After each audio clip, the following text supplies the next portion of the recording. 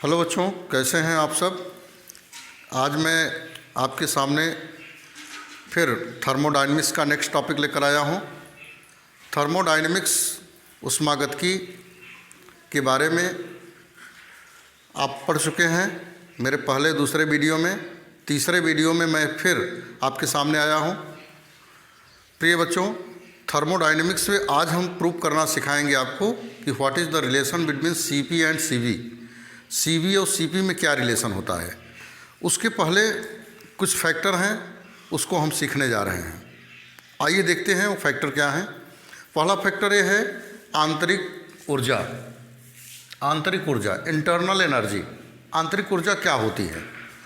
वैसे तो आंतरिक ऊर्जा के लिए जो है, जैसे ये पेन चल रही है या स्थिर है, तो इसमें दो प्रकार की एनर्जी होती है, पोटेंशियल एनर्जी और काइनेटिक एनर्जी।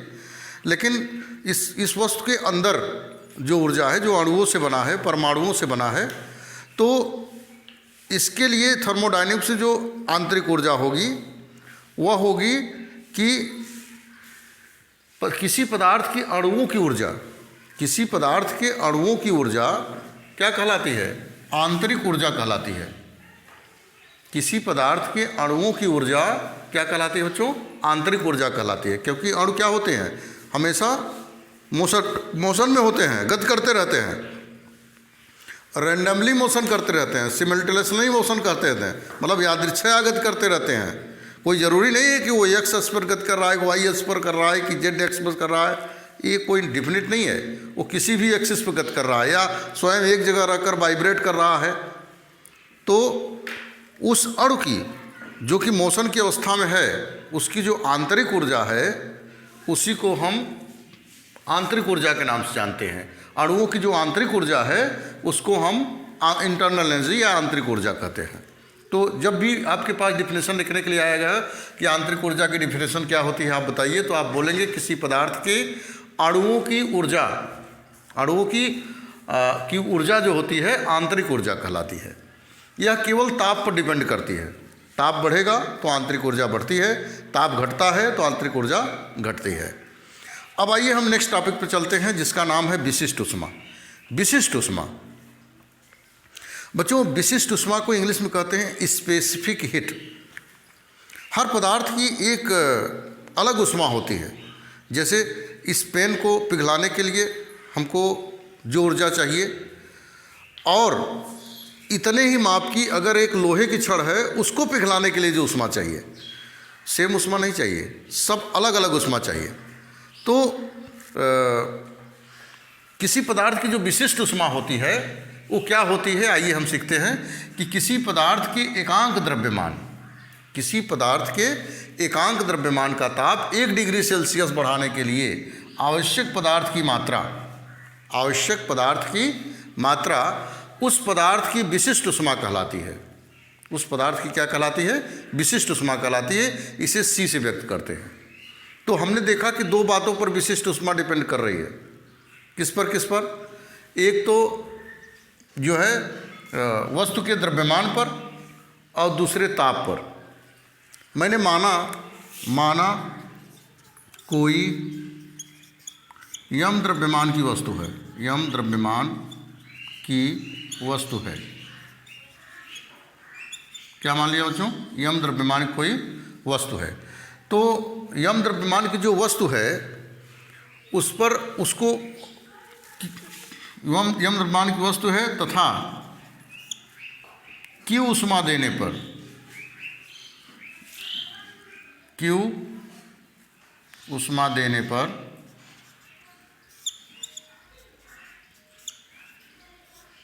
ताप डेल्टा T है। Q ऊष्मा देने पर ताप क्या है, डेल्टा T है, या डेल्टा T ताप देने पर ऊष्मा उसमें क्या हो जाती है, Q हो जाती है। तो जो यम द्रव्यमान है उसको Q ऊष्मा दिया जाता है, उसका टेम्परेचर T है। तो ये जो ऊष्मा है बच्चों, किस किस पर बात डिपेंड करेगी, ये ऊष्मा यह यम पर डिपेंड करेगी।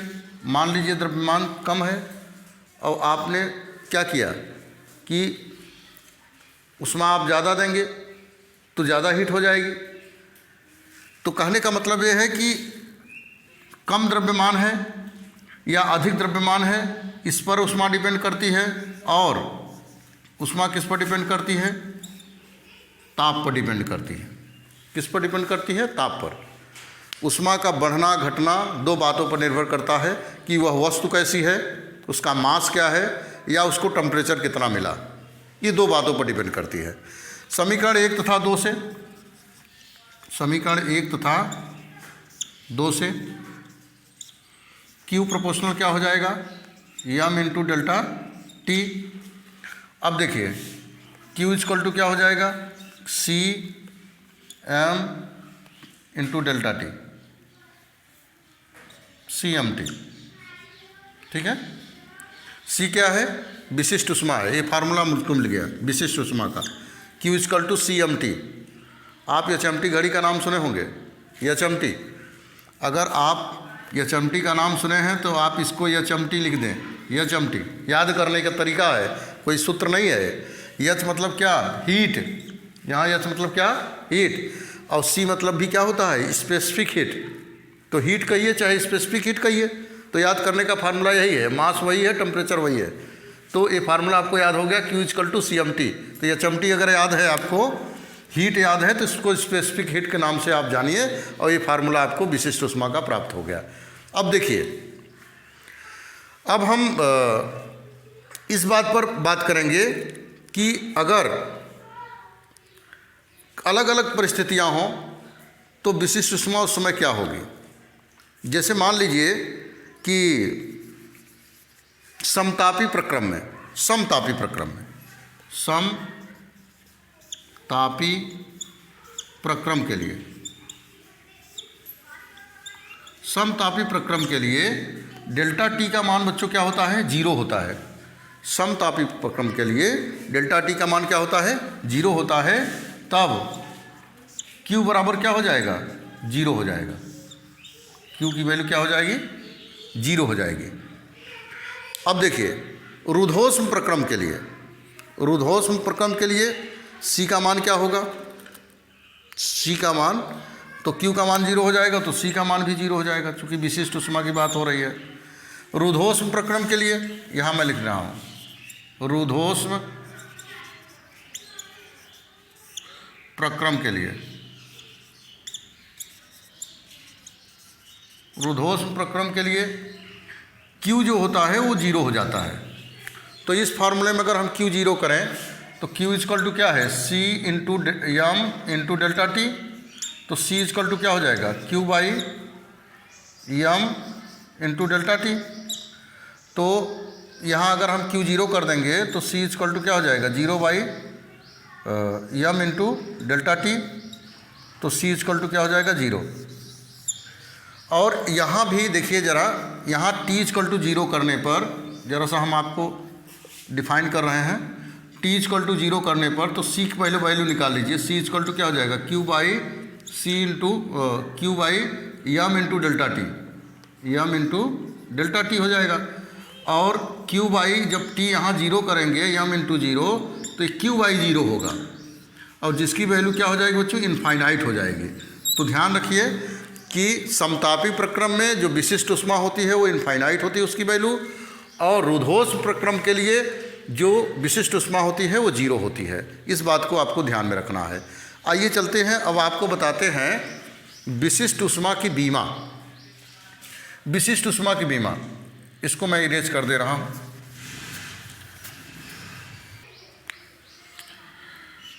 C की बीमा, विशिष्ट ऊष्मा की बीमा। आइए चलते हैं, इसके बीमा की बात करते हैं, डायमेंशन की बात करते हैं। तो इस फार्मूले से देखिए Q इक्वल टू क्या है? C into m into delta T है। तो C बराबर क्या हो जाएगा बच्चों?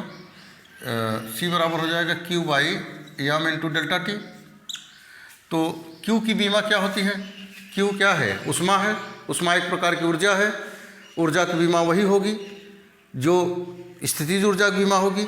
स्थितिज ऊर्जा की बीमा वही होती है जो गतिज ऊर्जा की बीमा होती है, काइनेटिक एनर्जी की। और चूँकि हम जानते हैं किया गया कार्य ही ऊर्जा है, तो ऊर्जा की बीमा वही होगी जो कार्य की बीमा होगी। तो अगर हम कार्य की बीमा लिख दें तो सबकी बीमा आ गई। तो यहाँ लिख देंगे कार्य की बीमा क्या होती है? ml² T⁻⁻2 बाई m की बीमा m होती है और टी की बीमा थीटा होती है, ताप की बीमा क्या होती है बच्चों, थीटा होती है। यह एम से कैंसिल हो गया, तो सी की बीमा क्या आ गई, सी की बीमा आ गई यल स्क्वायर टी पावर -2 और थीटा इनवर्स, थीटा नीचे था ऊपर चला गया, ये सी की बीमा प्राप्त हो गई हमको। तो चलिए बच्चों अब हम नेक्स्ट टॉपिक चलते हैं। आइए बच्चों अब हम बात करेंगे मेयर के सूत्र का, अर्थात सीपी और सीवी में रिलेशन की बात करेंगे। उसके पहले एक टॉपिक और हम बात कर लें। अभी हमने जैसा कि पढ़ा विशिष्ट ऊष्मा, अब हम पढ़ने जा रहे हैं गैसों की विशिष्ट ऊष्माएँ। गैसों की विशिष्ट ऊष्माएँ क्या होती हैं?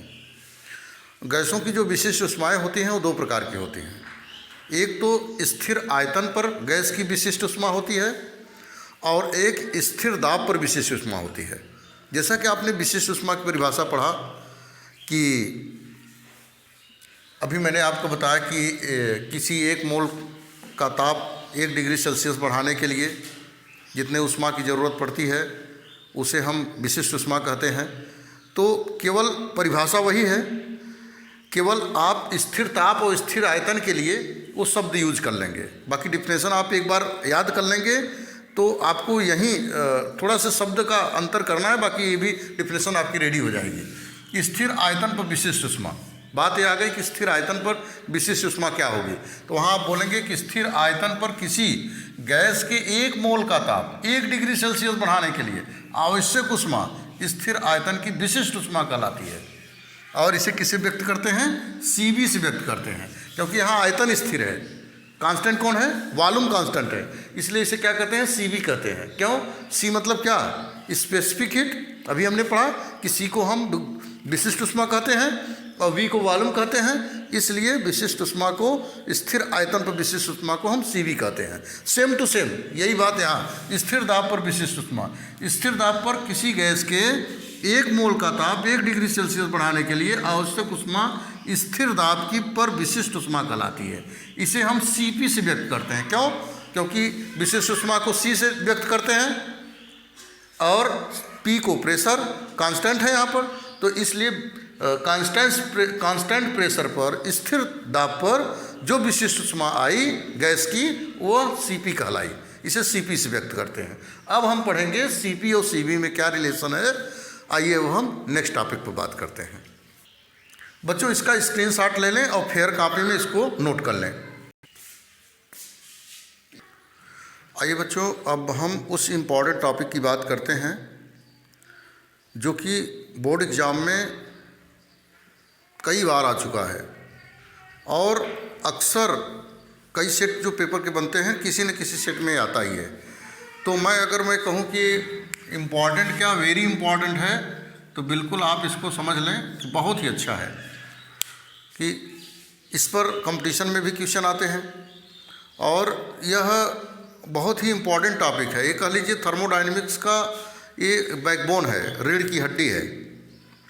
आइए इसको समझते हैं। मान लीजिए कि ये ग्राफ है आयतन, दाब और आयतन का। किसी क्षण कोई एक ग्राफ क्या होता है, वो ए पर होता है, ए पर होता है और जैसे ही इसके टेम्परेचर में वृद्धि होती है, ताप में वृद्धि किया जाता है डेल्टा टी, तो इसका जो क्षेत्र है वो फैल कर क्या हो जाता है, यहाँ आ जाता है, बी पर आ जाता है, कैपिटल बी पर आ जाता है। इसमें 2 लेटर स्मॉल और बी, इस पर ध्यान रखिएगा। ए से कहाँ पहुँच जाता है? बी पर पहुँच जाता है। तो इसमें 2 कंडीशन है। एक बार हम क्या करते हैं, एक बार दाब को स्थिर रखते हैं। जब दाब को स्थिर रखेंगे तो दाब में कोई परिवर्तन नहीं होगा बल्कि आयतन में परिवर्तन होगा। देखिए डेल्टा वी जुड़ गया इसमें। और जब हम ए से कहाँ जाएंगे, सी की ओर जाएंगे, तो आयतन स्थिर रखेंगे और दाब में वृद्धि हो जाएगी। तो यहाँ मैंने लिखा है सीपी और सीवी में संबंध, इस नाम से आ सकता है बोर्ड एग्जाम में, या मेयर का सूत्र, या सिद्ध कीजिए कि CP minus CV equal to R होता है, इस नाम से भी पूछा जा सकता है। मैंने मान लिया कि 1 मोल गैस का आयतन ए में, ध्यान दीजिए ये लाइन ए है, कैपिटल ए, 1 मोल गैस का आयतन ए में दाब P तथा आयतन V है। इसका दाब क्या है? P है और आयतन क्या है? V है। तो कह रहे हैं गैस को स्थिर दाब पर, गैस को स्थिर दाब पर, दाब स्थिर है और ताप बढ़ाया जाता है तो आयतन चेंज हो जाएगा। हम जानते हैं गैस सिलेंडर में गैस भरी है, उसका टेम्परेचर बढ़ाइए तो क्या होगा, वॉल्यूम बढ़ जाएगा, टेम्परेचर कम करने पर वॉल्यूम घट जाएगा। तो गैस को स्थिर दाब पर अवस्था ए से अवस्था बी में ले जाया जाता है, जिसमें उसके आयतन में डेल्टा वी की वृद्धि हो जाती है। क्या किस में वृद्धि होती है, आयतन में वृद्धि हो जाती है। तो आइए देखते हैं, अवस्था, दो अवस्थाएं हैं।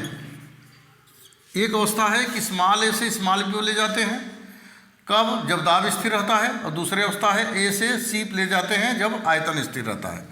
अवस्था ए टू बी के लिए ध्यान दीजिए, अवस्था ए से बी के लिए ऊष्मागतिकी के प्रथम नियम से, ऊष्मागतिकी के प्रथम नियम से, ऊष्मागतिकी का प्रथम नियम क्या है, W minus Q equal to delta U. तो W क्या है, जो कार्य आपने किया वो क्या है, 1 मोल गैस का आयतन अवस्था ए से अवस्था बी में ले जाएंगे तो विशिष्ट ऊष्मा है। तो विशिष्ट ऊष्मा क्या होती है, CM इंटू डेल्टा टी। ध्यान दीजिए, कैपिटल टी यहाँ माना हूँ मैं, CMT माइनस यहाँ पर Q माइनस W होगा, मैं गलत लिखा हूँ यहाँ पर, Q माइनस W। तो Q की वैल्यू क्या है, CMT, और W क्या है, P इंटू डेल्टा V। किया गया कार्य आयतन के फॉर्म में W equal to P into V होता है, इक्वल टू कहाँ से कार्य हुआ, A टू B, तो यहाँ UB माइनस UA हो जाएगा। ठीक है, अच्छा, W की जगह मैंने विशिष्ट ऊष्मा तो आप जानते हैं Q इक्वल टू इतना होता है CMT, W equal to P into B क्यों होता है, जरा उसको भी जान लिया जाए। W इक्वल टू होता है बच्चों F इंटू D, और F इक्वल टू क्या होता है, प्रेशर, दाब इक्वल टू होता है बल बटे क्षेत्रफल। तो इसको इधर कर दीजिए तो F इक्वल टू क्या हो जाएगा, P इंटू A। अब F का मान यहाँ रख दीजिए W वाले फार्मूले में, तो यहाँ हो जाएगा क्या, P into A into D, क्षेत्रफल गुणते दूरी, क्षेत्रफल गुणते दूरी को हम आयतन जानते हैं, तो W इक्वल टू हो जाएगा P इंटू डेल्टा V। अब आप बिल्कुल निश्चिंत हो जाएंगे कि प्रेशर और वॉल्यूम के फॉर्म में कार्य क्या होता है। तो यहाँ आ गया, 1 मोल के लिए, 1 मोल के लिए,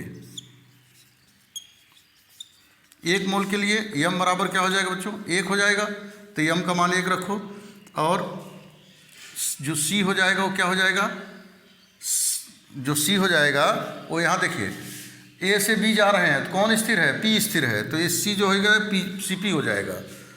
तो यहाँ लिखेंगे which is implies CP into delta T minus P into delta V equal to UB minus UA। ये हमारा आ गया इक्वेशन नंबर 1।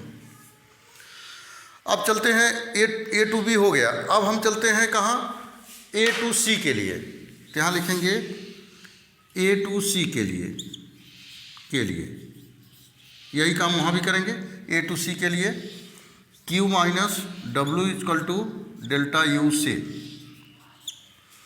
तो Q का मान क्या है बच्चों, CMT, CM into delta T minus P into delta V equal to delta U। नहीं, कहाँ से कहाँ तक है, A से C है तो C माइनस A हो जाएगा। ध्यान दीजिए, क्या ऊपर क्या स्थिर है, ऊपर आयतन स्थिर है, आयतन स्थिर है, आयतन नहीं बदल रहा है, अर्थात जो डेल्टा B होगा वो क्या होगा, 0 है। देखिए, स्थिर आयतन के लिए, स्थिर आयतन के लिए, स्थिर आयतन के लिए डेल्टा V इक्वल टू क्या होगा, 0 हो जाएगा, विच इज एम्प्लाइड। और जो C है वो क्या हो जाएगा, CB हो जाएगा। m 1 मोल के लिए, तो m की वैल्यू 1 हो जाएगी इंटू डेल्टा T माइनस यहाँ 0 हो जाएगा, P into 0 equal to UC minus UA। यहाँ लिख दीजिए m बराबर 1 के लिए।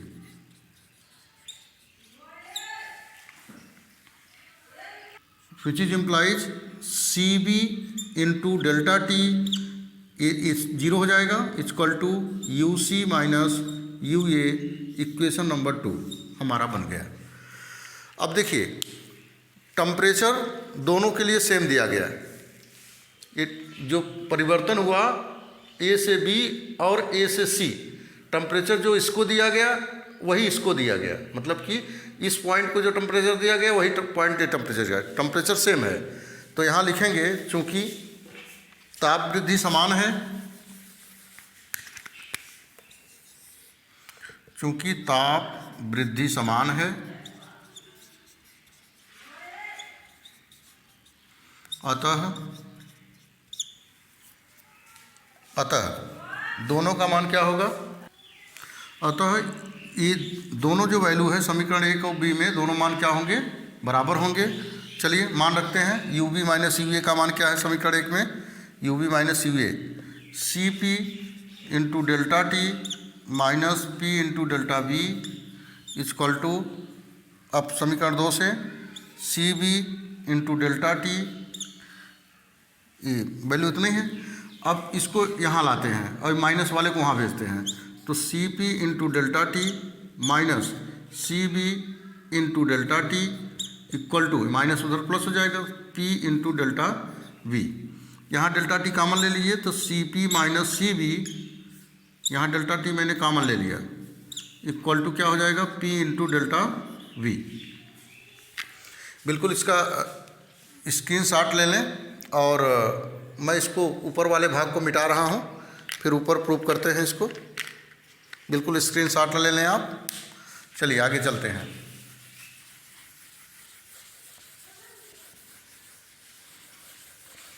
बच्चों इसको हम मान लेते हैं इक्वेशन नंबर 3, इसको मान लिया इक्वेशन नंबर 3। यहाँ देखिए, क्योंकि आदर्श गैस का समीकरण, आदर्श गैस का समीकरण, आदर्श गैस का समीकरण क्या होता है, होता है P B equal to R T. P क्या है, दाब है, बी आयतन है, आर गैस नियतांक है, टी ताप है। और चूँकि हम जानते हैं 1 मोल की बात कर रहे हैं तो यानी इक्वल टू, यहाँ हम P B equal to N R T होता है, यानी कि वैल्यू हम 1 ले रहे हैं।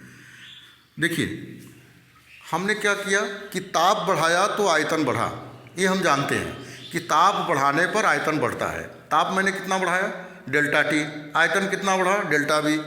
तो यहाँ पर इस बात को हम लिखेंगे which is implies P V plus delta we, आयतन बढ़ा डेल्टा वी, कब, जब ताप मैंने क्या किया, डेल्टा टी बढ़ाया, डेल्टा टी ताप जब मैंने इंक्रीज किया।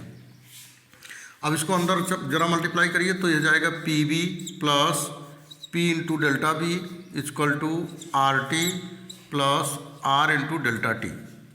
ध्यान दीजिए, चूँकि पी बी इक्वल टू क्या है, आर टी है, ये हमने लिख चुका। तो यहाँ जो पी बी है यहाँ हम आर टी जरा लिख दें, तो R T plus P into delta V equal to R T plus R into delta T.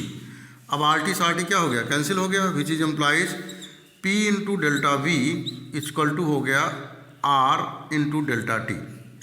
ध्यान दीजिए बच्चों, अब इस मान को हम कहाँ रखेंगे, समीकरण 3 में रखेंगे। तो यहाँ लिखेंगे समीकरण 3 से,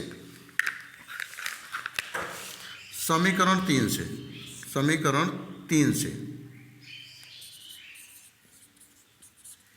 समीकरण 3 क्या है, समीकरण 3 है कि C P minus C B equal to P into delta B. P into delta B की जगह क्या लिख देंगे, आर इंटू डेल्टा टी। और यहाँ पर भी डेल्टा टी है, मैं लिखा नहीं यहाँ पर, यहाँ मैं लिख दे रहा हूँ, यहाँ पर डेल्टा टी। अब डेल्टा टी से डेल्टा टी क्या हो गया, कैंसिल हो गया, which is implies C P minus C B equal to R. और यही हमको प्रूव करना था, जो कि मेयर का सूत्र है। तो बच्चों यह प्रूफ हो गया। और यह वीडियो कैसा लगा हमको ज़रूर बताइएगा, और इसका स्क्रीनशॉट भी ले लें आप एक बार, और अच्छे से बिल्कुल बार बार इसको रिवाइज करें। और फिज़िक्स बहुत ईजी है, बशर्ते हमको थोड़ा अपना कंसंट्रेशन सही करना है। और ये वीडियो कैसा लगा मैं पुनः कह रहा हूँ कि मुझे ज़रूर बताइएगा। Thank you.